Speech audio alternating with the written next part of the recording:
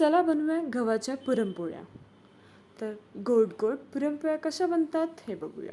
इथे आपण 2 वाटी चण्याची डाळ घेतलेली आहे. त्याला आपण मस्तपैकी उकडवलं आहे. यातलं पाणी काढलं आहे. आता त्याच्यामध्ये आपण 1 वाटी गूळ टाकूया, जो गूळ आपण कट करून घेतलेला आहे. आता मस्तपैकी या गुळला थोडं हलवूया व त्याच्यामध्ये थोडंसं सुंठ व अर्धा चमचा वेलचीची पावडर टाकूया आणि मग त्याला मस्तपैकी असं घोटळून घेऊया.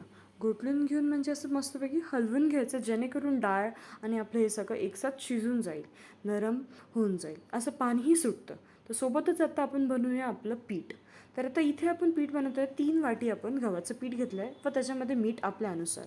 आणि आता आपण हे कणिक मस्तपैकी मऊसूत मळणार आहे, लूज मळणार आहे, ज्याच्यामध्ये पाण्याची क्वांटिटी जास्त प्रमाणात असते. आणि आता हे आपण पुरण वाटून घेत आहे, जेणेकरून पुरण एकदम सॉफ्ट आपल्याला मिळतं, जे आपल्या पोळीला चांगलं असतं. आता इथे आपण असा एक हुंडा घेतला आहे. त्याच्यामध्ये अशा प्रकारे आपल्याला पुरण भरायचं असतं. आपल्या अनुसार पुरण घ्यावे व त्याच्यामध्ये भरवावे. तर इथे आपल्याला पुरण हे कणिकच्या आतमध्ये लोटायचं असतं, म्हणजे जेणेकरून आपलं पुरण आतमध्ये जाईल आणि आपल्या कणिकला आपण मस्तपैकी गोल असा शेप देऊ.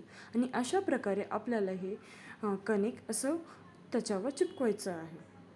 ठीक आहे. आता इथे मी ह्याला एक कपडा बांधला आहे, जेणेकरून आपली पुरणपोळी खाली आपल्या पोळपोटवर चिटकत नाही. तिथे असे मी गोल पुरणपोळ्या करत आहे छानपैकी. हे बघा, मस्त आपली पुरणपोळी फुगलेली आहे, मस्त गोल अशी छानशी. तिला आपण मस्त तुपाची धारसुद्धा सोडली आहे वरतून.